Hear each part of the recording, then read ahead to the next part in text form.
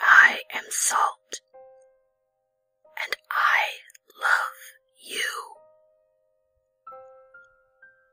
I have loved a lot of people, but now I love you. Last week, actually, I loved this sweet little girl. Her name was Lisa. She had sweet, straight, golden hair and small blue eyes. When I saw her, I just knew I loved her. About 5 days ago, I saw her playing happily outside, so I decided to join her. At first, she was scared, but everyone is at first. It was okay, though. I told her as much. We went and played in the sandbox. She asked my name, and I tried to tell her it was Salt. But as always, my voice was a whisper and dragged out, so it sounded more like Salt.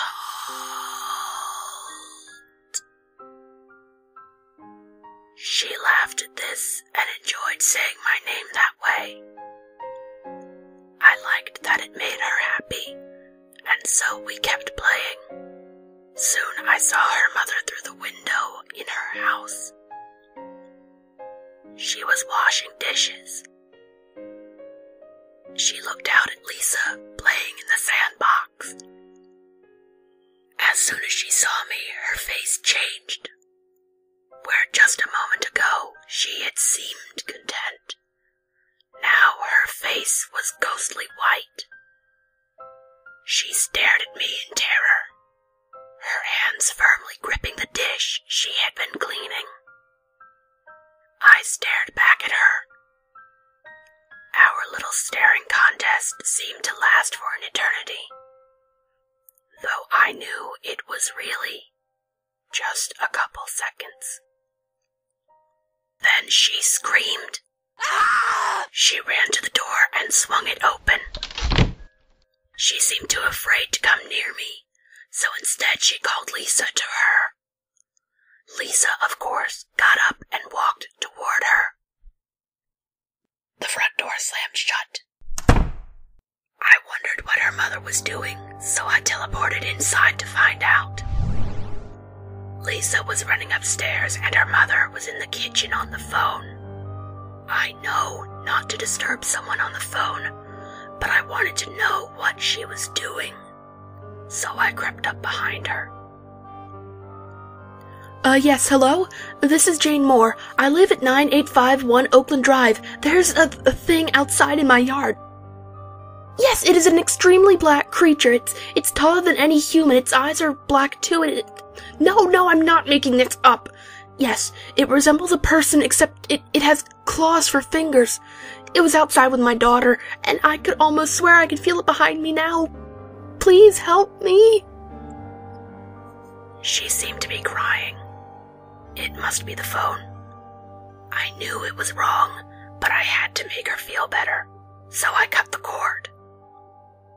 She froze. I leaned in, starting to put my arms around her to comfort her. She slowly turned around and stared at me.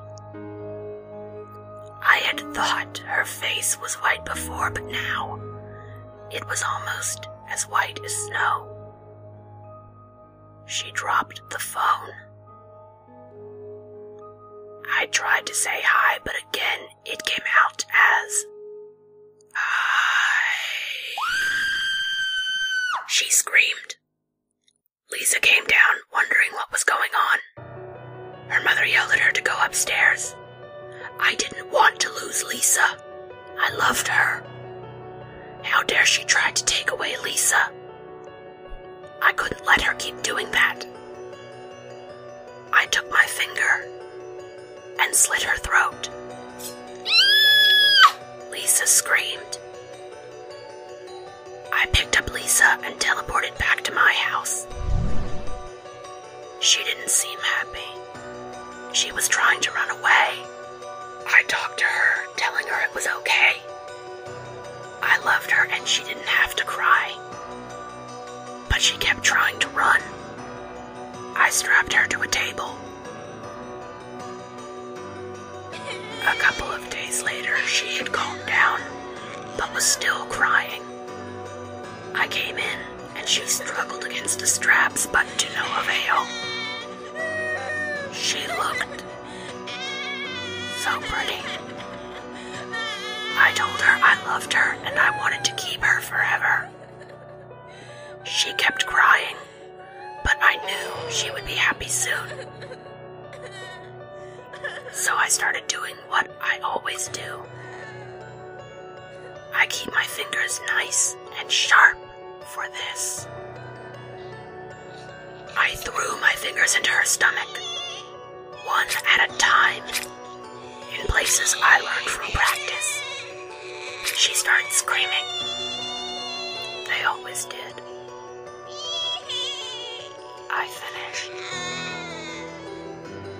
The blood was oozing out of her body as she lay there screaming. Now came the last part.